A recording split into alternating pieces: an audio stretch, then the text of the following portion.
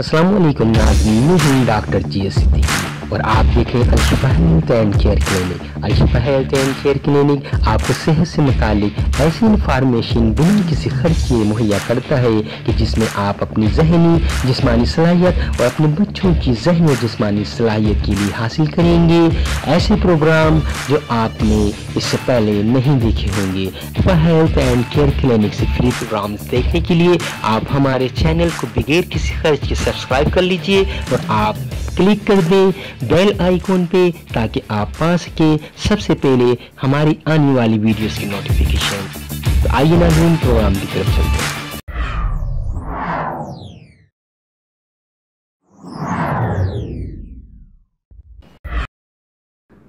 अस्सलाम वालेकुम नाज़रीन, मैं हूं डॉक्टर जी सिद्दीकी। आप देख रहे हैं अल-शिफा हेल्थ एंड केयर क्लिनिक। अल-शिफा हेल्थ एंड केयर क्लिनिक से नाज़रीन आज हम आपको एक नहायत ही इम्पॉर्टेंट टॉपिक जिसे OCD कहा जाता है। OCD क्या है? ऑब्सेसिव कंपल्सिव डिसऑर्डर,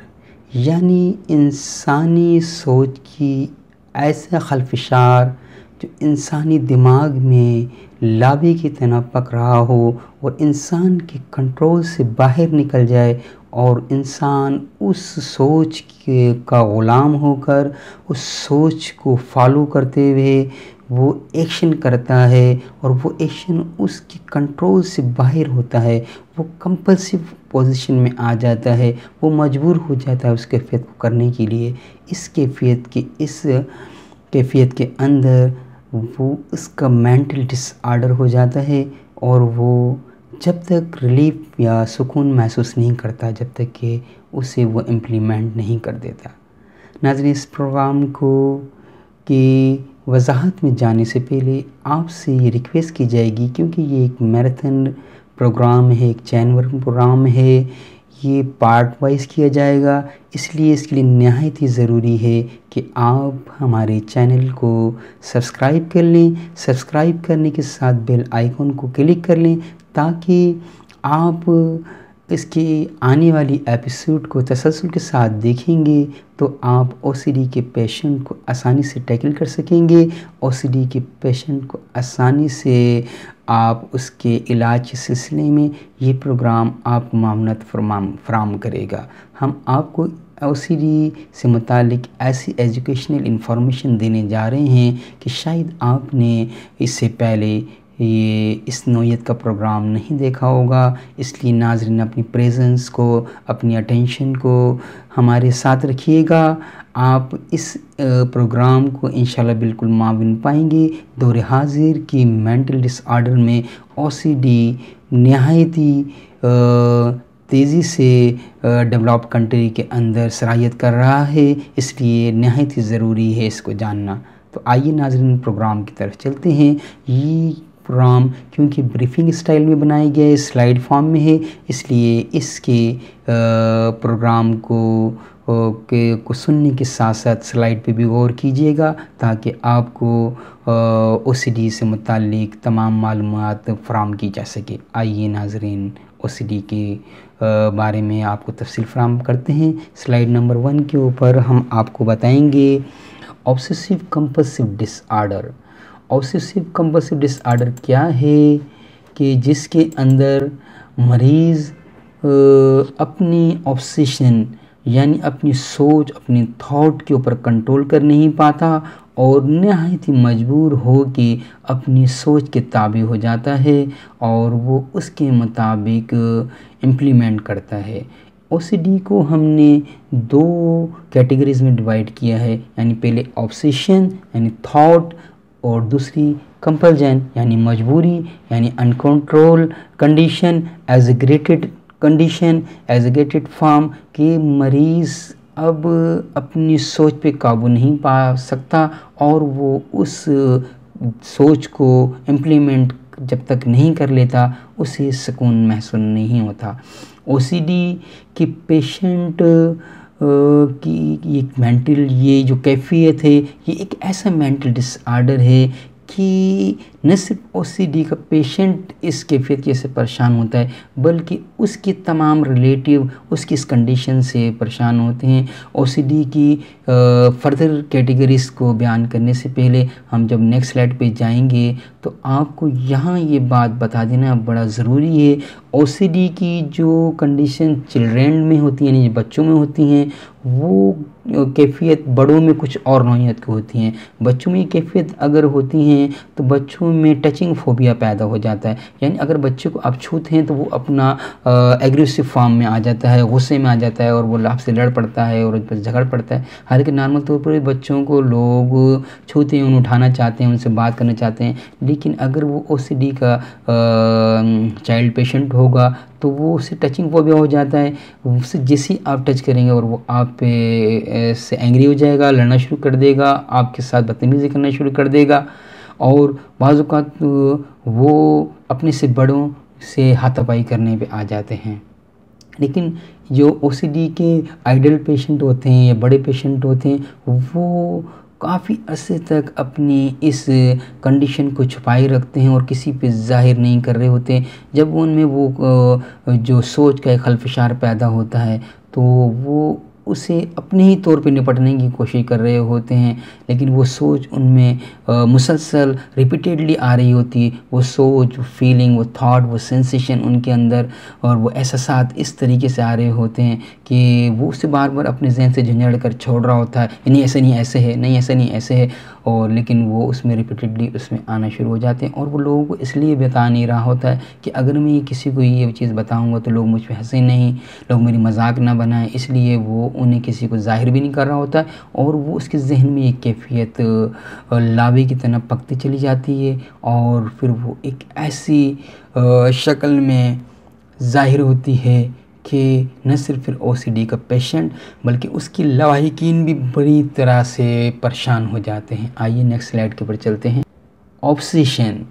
इसे हमने दो कैटेगरीज में रखा है। पहली सूरत ये हो सकती है कि इमेजिनरी कंडीशन उसकी हो और दूसरी सूरत ये हो सकती है कि हेलुसिनेशन, यानी कि उसकी इस यानी कि इमेजिनरी कंडीशन के अंदर जब हम आगे चलेंगे तो हम आपको ये वजाहत करेंगे कि इमेजिनरी कंडीशन के अंदर मरीज़ को किस किस्म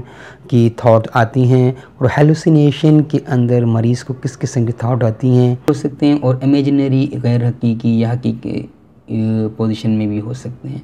ऑब्सेशंस यानी थॉट, वो जो रिपीटेड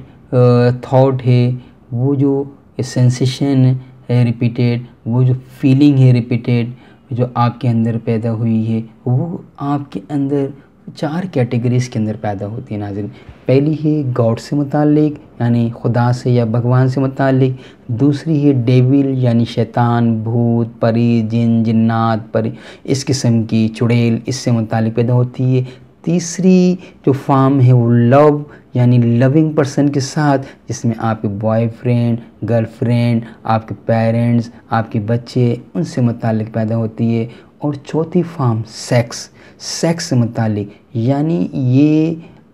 सेक्स से मुतालिक आपके अंदर एक ऐसा मेंटल डिसऑर्डर आएगा कि आप फिर मजबूर हो जाएंगे। अब ये कैफियत जो चारों हैं उसमें होता है क्या है, इमेजिनरी कंडीशन के अंदर कुछ इस तरीके से होता है कि मरीज़ तो उसकी कुछ इस तरीके से कंडीशन होंगी। पहले हैंड वॉश, नॉर्मल तौर पर हम हाथ किस लिए धोते हैं कि हमारे हाथ पर कोई जरासीम, कोई गंदगी, कोई वायरस वगैरह या कोई ऐसी चीज़ लगी हुई है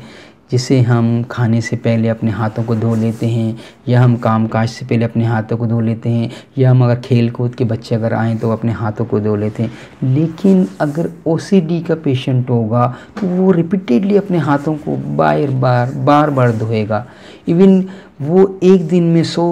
50 से लेकर 100 मरतबा तक अपने हैंड्स को वॉश करता है और फिर वो ये महसूस करता है कि शायद उसके हाथ से तरीके से साफ़ नहीं हुए, शायद उसके हाथों पे अभी भी जरासीम लगे हुए, और बाज़ औक़ात वो अपने हाथों को ज़ख्मी कर लेता है, उसके हाथ रेड हो जाते हैं, तकलीफ़ में हो जाते हैं। लेकिन ओसीडी का पेशेंट मजबूर होता है और वो बार बार रिपीटेडली अपने हाथों को धोए जा रहा होता है और मजबूर होता है। लेकिन अगर ये ओसीडी की कैफियत नहीं है कि अगर कोई खातून खाना बनाने से पहले अगर अपने हाथों को धो रही हैं, खाना लगाने से पहले अपने हाथों को धो रही हैं, बच्चों को डील करने से पहले अपने हाथों को धो रही हैं, पहले धो रही हैं, या उनके फेसेस या उन्हें सफाई सुथराई के बाद अपने हाथों को धो रही हैं, या घर के कामकाज की बात है, ये ओसीडी की कैफियत नहीं है, ये हाइजीन कैफियत है। और ये नहायत ज़रूरी होती है। साफ़ सुथराई हर मर्द को, हर औरत को पसंद होती है और वो हाइजीन के साथ रहना चाहिए। लेकिन ओसीडी की कैफियत के अंदर कोई हाथ पे कोई जरासीम नहीं है, कोई ऐसी कोई कैफियत नहीं है, लेकिन मरीज़ के जहन में ये रिपीटेडली थॉट आ रही है, अनवांटेड सोच पैदा हो रही है और वो समझ रहा है कि जो उसके हाथों पर कोई जरासीम है, कोई उसके हाथ पे कोई ऐसी चीज़ लगी है जिसे हटा लेना बड़ा ज़रूरी है। अगर वो पेशेंट को, अगर वो डॉक्टर है और अगर पेशेंट को डील कर रहा है तो वो बार बार रिपीटली हर पेशेंट को देखने के बाद अपने हाथों को धोता है बार बार। ठीक है, आप अगर ऐसे मरीज़ को डील करते हैं तो आप अपने हाथ के ऊपर ग्लव्स वगैरह पहनते हैं और उसके बाद डील करते हैं। और उसके बाद अगर आप हाथ धो लेते हैं तो नॉर्मल तौर पे देखा गया है कि जो डेंटिस्ट होते हैं या ऑपरेशन थिएटर में होते हैं वो इस चीज़ का ख्याल रखते हुए अपने हाथों के ऊपर ग्लव्स ले लेते हैं और उसके बाद हैंड वॉश करते हैं, या पहले और बाद। लेकिन नॉर्मल तौर पे अगर कोई डॉक्टर या कोई ऐसा शख्स जो किसी मरीज़ को डील वगैरह करता है, चाहे वो डॉक्टर है या कंपाउंडर है या नर्स है, अगर वो ऐसी कैफियत के अंदर बार बार हम मरीज़ को देखने के बाद आया आपने उस हमारे मरीज़ को स्टेथोस्कोपी इस्तेमाल किया है, उसे चेक करने के बाद और फिर आप जाके अपने हाथों को धो रहे हैं और ये ख्याल कर रहे हैं कि पता नहीं मरीज़ के पास कोई जरासीम लगे हुए थे या मरीज़ ने जो कपड़े पहने हुए थे वो गंदे थे या ख़राब थे, इस हिसाब से अगर अपने आप को बार बार वो हाथ धोता है। और एक कैफियत ऐसा है कि आप रोज़ाना अगर 50 तो हाथ धो रहे हैं और आप ये ख्याल करके धो रहे हैं कि शायद मेरे हाथ पे, तो ये भी किसी हद तक ओसीडी के पेशेंट की निशानी है। नंबर 2 पे क्लीन themselves और थिंग्स अराउंड देम, यानी कि न सिर्फ वो ओसीडी का पेशेंट अपने आप को साफ़ कर रहा होता है, अपनी चीज़ों को साफ़ कर रहा होता है, अपने बेड को, अपने सोने की जगह को, अपने बैठने की जगह को बार बार साफ़ करता है, अपने लिबास को बार बार साफ़ करता है और उसे बार बार चेंज कर लेता है। अभी उसने लिबास पहना और फिर थोड़ी देर बाद वो समझता है कि शायद ये जर्म्स इस पे आ गए हैं या शायद ये ख़राब लग रहा है या ख़राब हो गया, तो फिर वो उसे दोबारा चेंज कर लेता है। इसी तरीके से वो अपने बिस्तर पे या अपने बेड के ऊपर बार बार अपने चादर को चेंज करता है, बाद पहले को वो चेंज कर लेता है। अगर वो कोई चीज़ नीचे गिर गई है बेड से तो वो उसे दोबारा ऊपर उठाने के बजाय बल्कि उसके कवर्स को चेंज करना शुरू कर देता है। और इसी तरीके से वो अपने पेट एनिमल, जिसमें कैट होगी, डॉग हो गया या उसने गोट वगैरह या कोई बकरी वगैरह रखी, अब उसे वो बार बार उसे नहलाता है, बार बार उसे साफ़ करता है, उसकी जगह जो बैठने की बार बार उसे साफ़ कर रहा, नहला रहा है। हालांकि उसने अभी उसे सुबह नहलाया है लेकिन वो समझता है कि शायद ये गंदा हो गया और उसे भी नहलाता है और अपने आप को भी बार बार साफ़ करता है। ओसीडी के पेशेंट के अंदर नहाने से रिलेटेड भी ये कैफियत आ सकती है कि वो ये समझता है कि शायद उसने जो अपने जिस्म पे पानी डाला है वो उससे अपने जिस्म को सही तरीके से साफ़ नहीं कर पाया और वो बार बार नहा रहा होता है, बार बार नहा रहा होता है, यहाँ तक कि वो बाजू का पूरी पानी की टंकी खाली कर देता है और उसका ये वहम नहीं जा रहा होता कि वो सही तरीके से पाक हुआ है या साफ़ हुआ है या नहीं हुआ है। इसी तरीके से ओसीडी के पेशेंट को बाजू का बात करने में, कोई चीज़ अदा करने के अंदर अपने अल्फाजों को वो कंफर्म नहीं कर पा रहा होता, वो ऐसी कैफियत में होता है कि उसकी फ़िज़िकल और मेंटल पोजीशन कंडीशन के बीच में एक ऐसी दीवार हाइल हो जाती है कि वो इस चीज़ को कंफर्म नहीं कर पा रहा होता कि मैं कोई जो बात कर रहा हूँ। फॉर एग्ज़ाम्पल वो किसी से ये कहना चाह रहा है कि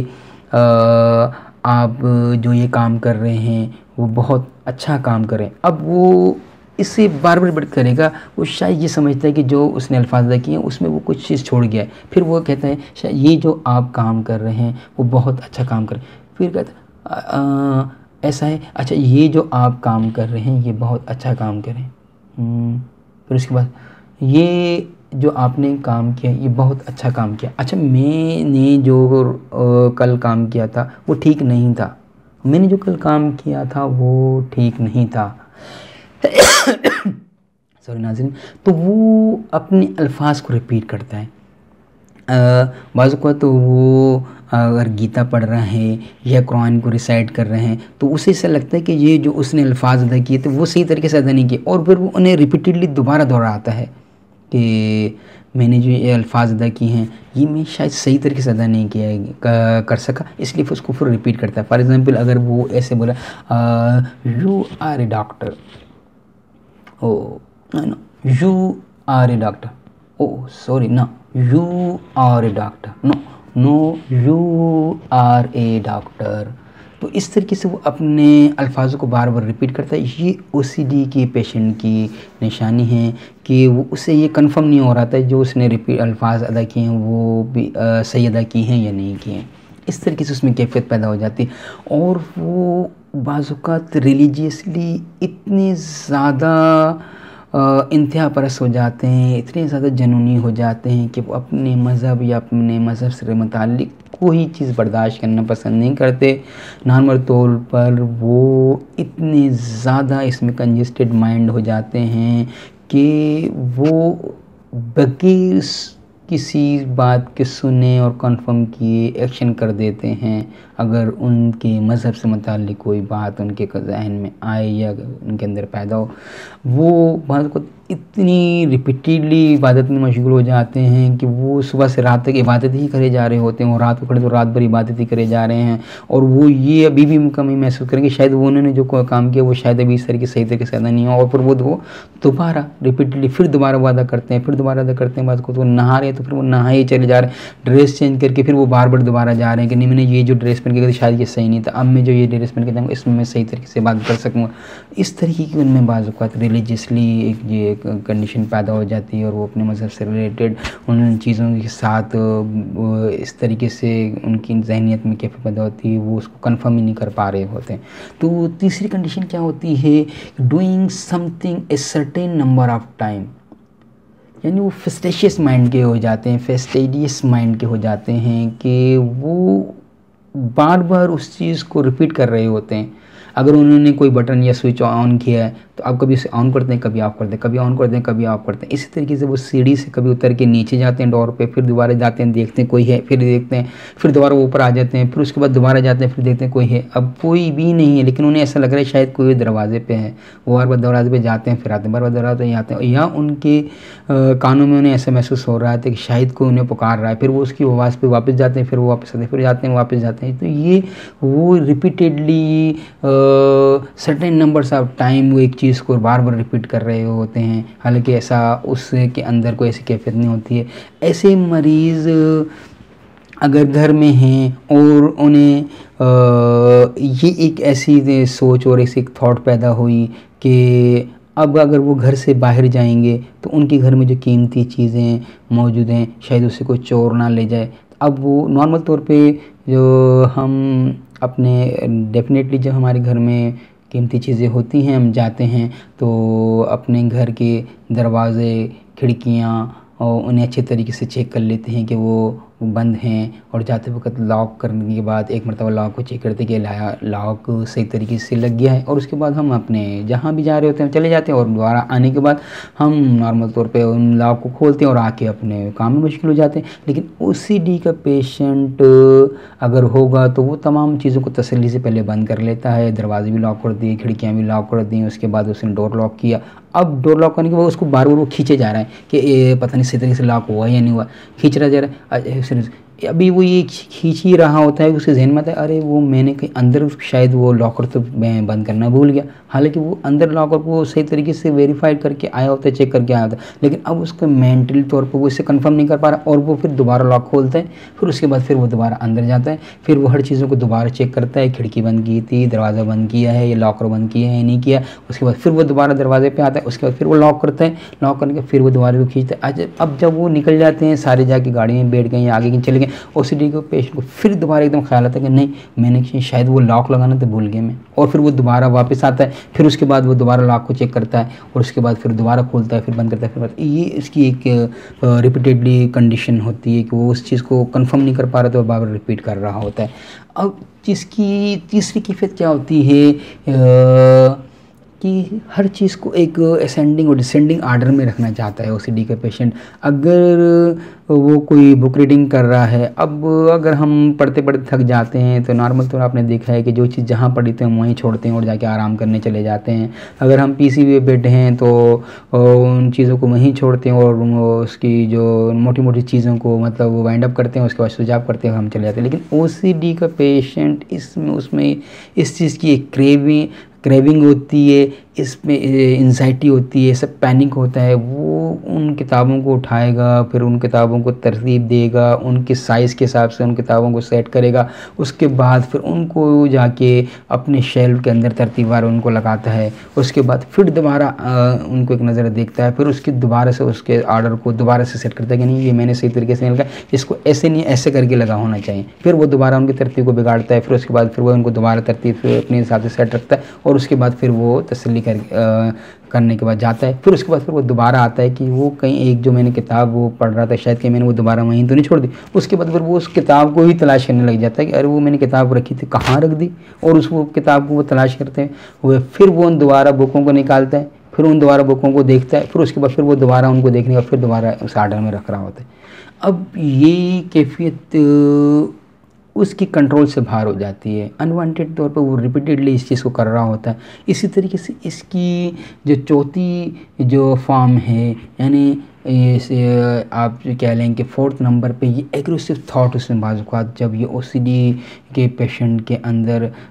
ये कैफियत ज़रूरत से ज़्यादा बढ़ जाती है तो उसमें एक एग्रेसिव थॉट पैदा हो जाती है। वो या तो किसी को मार देना चाहता है, या ख़ुद सुसाइडल अटैम्प्ट करना चाहता है, या उसे शोर बर्दाश्त नहीं होता। अगर बच्चे शरारत कर रहे हैं तो वो उन पे हमलावर हो जाता है। बात को उन्हें उसका दिल करता है उन्हें फेंक दूँ। बात को वो बीवी की मामूली सी झुंझलाहट पर उसको मार देना चाहता है, उसे कत्ल कर देना चाहता है। आसपास वालों से वो उलझ जाता है, मामूली सी बात में दफ्तर के अंदर वो लोगों के साथ बहुत ज़्यादा अपना रोड रवैया कर लेता है, वो खुरा मिजाज के साथ लोगों से लड़ पड़ता है। वो यहाँ तक अपनी थॉट पे उसका कंट्रोल ख़त्म हो जाता है कि वो मामूली सी बात पे बाज़ औक़ात ऐसे पेशेंट सुसाइडल अटैक कर देते हैं। सुसाइड या तो वो खुद सुसाइड कर देते हैं या वो किसी दूसरे को मार देते हैं। और उनमें ये हर वक्त खौफ रहता है कि अगर मैंने कहीं छुरी उठा ली तो ऐसा ना हो मैं किसी को मार दूँ, अगर मैंने नाइफ़ उठा ली तो ऐसा ना हो मैं किसी को मार दूँ, ऐसा अगर ये बच्चा अगर ऐसा ना हो मैं और ऊपर वाली मंजिल पे चढ़ूँ तो ऐसा ना हो मैं वहाँ से नीचे गिर जाऊँ, ऐसा ना हो कि ये बच्चे अगर घर से बाहर निकलें तो कहीं इनका एक्सीडेंट ना हो जाए, और ऐसा ना हो कि अगर ये बच्चे कल स्कूल से अगर टाइम पे ना आए तो ऐसा ना हो इन्हें कोई अगवा करके ना ले जाए। अब ये इसमें रिपीटेडली माँ में भी कभी आ सकती है थॉट, ये बाप में भी थॉट हो सकती है, और बच्चों में बाज़ को ये जो ओसीडी की कैफियत होती है, ये जो मैंने आपको टचिंग फोबिया बताया उसके साथ बाज़ को बच्चों में ये कैफियत पैदा होती है ओसीडी की इनिशियल स्टेज के ऊपर या प्राइमरी स्टेज पे आप कह लें कि बच्चे अपने लविंग रिलेशन के अंदर जैसे माँ बाप हैं या बहन भाई हैं इनसे बड़े कॉन्शियस हो जाते हैं। उन्हें ये डर रहता है कि ऐसा ना उनके कहीं वालिदैन ना मर जाएं, उनका कहीं एक्सीडेंट ना हो जाए, ऐसा ना उनको भाई या बहन उनसे न छिन जाए, और बस इसी एंजाइटी के अंदर कैफियत हो जाती है। और वो हर वक्त उनके जहन में ये ख्याल आ रहा होता है कि मेरे वालिद कहीं एक्सीडेंट ना हो जाए, मेरी वालदा कहीं ना मर जाएँ, या भाई मुझसे न छिन जाए, या बहन मुझसे न छिन जाए, या कहीं मैं ऐसा ना हो मैं ख़ुद कहीं ना मर जाऊँ। तो ये उनमें इससे तो वो बार बार इस चीज़ पर बड़े मुतहद होते हैं, बड़े कॉन्शियस हो रहे होते हैं। और अगर घर से जब वालिदैन या भाई या बहन या बाप या कोई निकल रहा होता है तो बार बार उसको आके वो ताकीद कर रहे होते हैं कि ख्याल से ऐसे ना ऐसा हो जाए, आप बिल्कुल ये ड्राइविंग इस तरीके से कीजिएगा, आप ऐसा ना करने ना जाए, आप ड्राइवर को साथ ले जाएं। इस किस्म की उनकी वो कैफियत होती है। ठीक है, ये इसकी रिलेटेड फॉर्म में थी, ये इसकी इमेजिनरी फॉर्म नहीं है कि रियलिटी वाली फॉर्म है ऑब्सेशन की ना। ये इसमें अब एक सेक्सुअल थॉट भी पेशेंट के अंदर आ सकती हैं। सेक्सुअल थॉट में बाज़ वक़्त वो होमोसेक्सुअल हो सकता है, बाज़ वक़्त वो अपने ही सेक्सुअल आर्गन के साथ तकरार में आ जाता है और वो रोज़ाना उस आर्गन के साथ छेड़छाड़ करता है। और ये रोज़ाना ये तौबा कर रहा होता है, रोज़ाना ये ख्याल करता है मैं अब ये गलत काम नहीं करूँगा, लेकिन फिर वो उसको दोबारा कर बैठता है। उसके आखिर एक वक्त ऐसा आता है वो अपनी सोच पे कंट्रोल खत्म होता है, फिर उससे वो गलत काम समझ नहीं रहा होता है, वो उसकी एक नीड और उसकी डिमांड और उसकी एंजाइटी, उसकी पैनिक कंडीशन बन जाती है। और अगर वो कोई हाथ से मुआवजा नहीं कर रहा है या कोई लड़की अपनी उंगली से या किसी चीज़ से कोई फिंगरिंग कर रही है तो वो फिर वो रिपीटली करना शुरू कर देती है। इसी तरीके से बहुत लोग जो है होमोसेक्स में लड़कियाँ लड़कों से, लड़कियाँ लड़की से और लड़के लड़कों के साथ इस तरीके की रिलेशन बना लेते हैं। बाज़ औक़ात ये सेक्सुअल थॉट यहाँ तक बढ़ती है कि ब्लड रिलेशन के साथ सेक्सुअल थॉट पैदा होना शुरू हो जाती हैं कि ये सोच बहन के साथ भी सकती है, माँ के साथ भी सकती है, बाप के साथ भी, भाई के साथ सकती है। इवन यहाँ तक बाज़ औक़ात इबादत करते हुए ये सोच अपने गॉड के साथ भी आती है और वो मरीज़ अपनी इबादत में इस चीज़ को झुंझला रहा होता है और उसको छोड़ना चाह रहा होता है कि मेरे से क्या गलत ख्याल होगा, और वो उसके ऊपर अपने आप को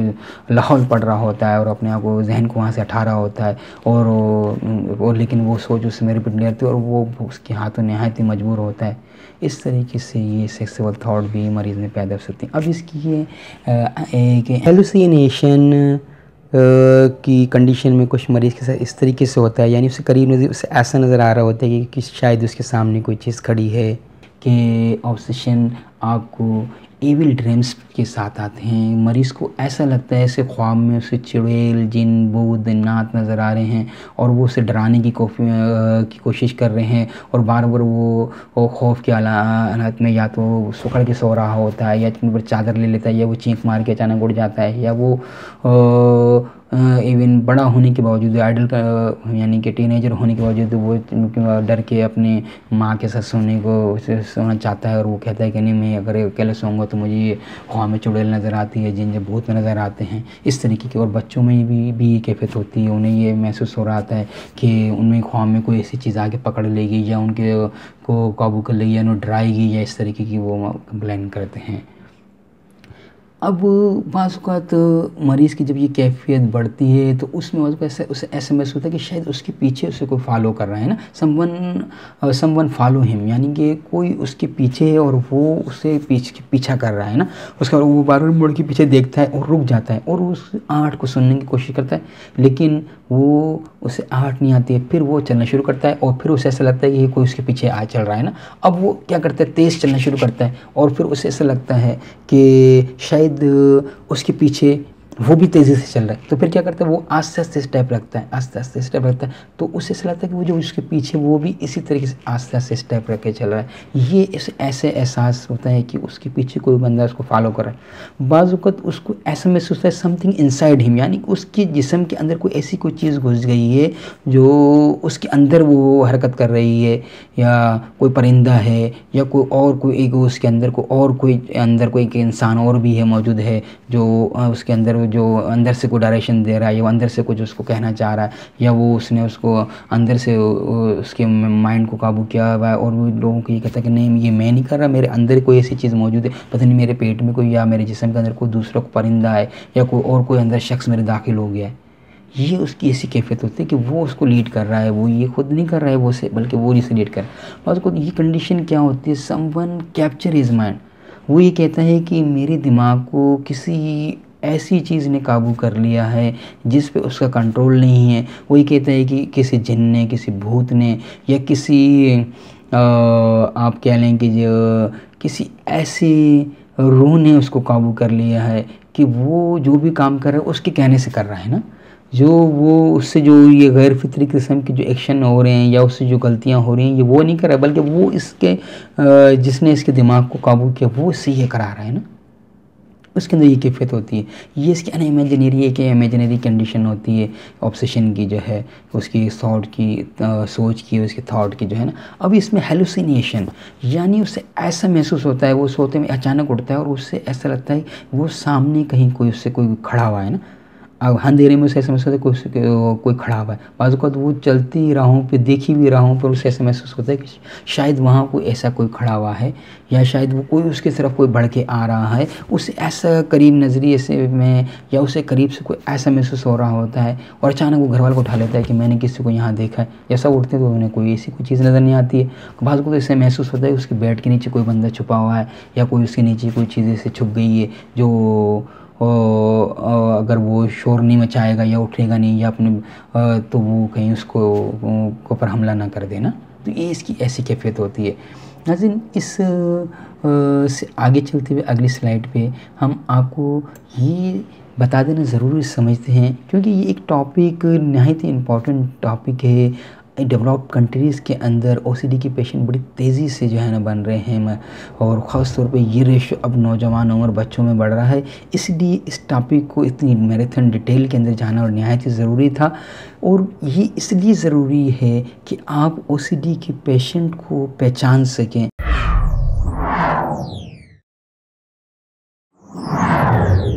अस्सलाम वालेकुम नाज़रीन, मैं हूं डॉक्टर GS सिद्दीकी और आप देखें अल-शिफा हेल्थ एंड केयर क्लिनिक। अल-शिफा हेल्थ एंड केयर क्लिनिक आपको सेहत से मुतालिक ऐसी इन्फॉर्मेशन बिना किसी खर्च किए मुहैया करता है कि जिसमें आप अपनी जहनी जिस्मानी सलाहियत और अपने बच्चों की जहनी और जिस्मानी सलाहियत के लिए हासिल करेंगे ऐसे प्रोग्राम जो आपने इससे पहले नहीं देखे होंगे। अल-शिफा हेल्थ एंड केयर क्लिनिक से फ्री प्रोग्राम देखने के लिए आप हमारे चैनल को बगैर किसी खर्च के सब्सक्राइब कर लीजिए और आप क्लिक कर दें बेल आइकॉन पे, ताकि आप पा सकें सबसे पहले हमारी आने वाली वीडियोस की नोटिफिकेशन। तो आइए नाज़रीन, प्रोग्राम की तरफ चलते हैं।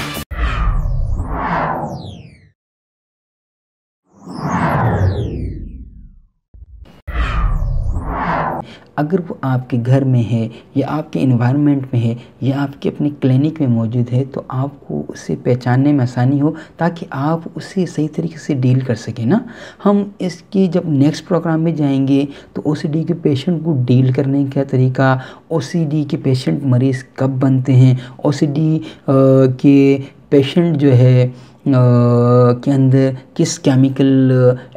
की कमी होती है जिसकी वजह से वो जो है ओसीडी के पेशेंट बन जाते हैं, या उनमें ये फैमिली में किस तरीके से उनमें दाखिल होता है। तो इसलिए निहायत ही ज़रूरी है कि आप इस प्रोग्राम को कम्प्लीटली देखें, अपनी अटेंशन रखें, अपनी प्रेजेंस को कायम रखें, और वीडियो को के ख़त्म होने से पहले आपने हमारे चैनल को सब्सक्राइब कर लेना है। बेल आइकॉन को ज़रूरी क्लिक कर दीजिएगा, ताकि इसके जो नेक्स्ट एपिसोड आए या नेक्स्ट पार्ट आए तो आप उसे ज़रूर देख सकें, आपको इस बताएं। और इस प्रोग्राम के लेंथ को देखते हुए इसे वाइंड अप करेंगे। इंशाल्लाह नेक्स्ट एपिसोड में फिर हम आपको इससे मुताल्लिक़ मज़ीद काज़ेज़ और इसके इलाज के सिलसिले में बताएंगे, है ना।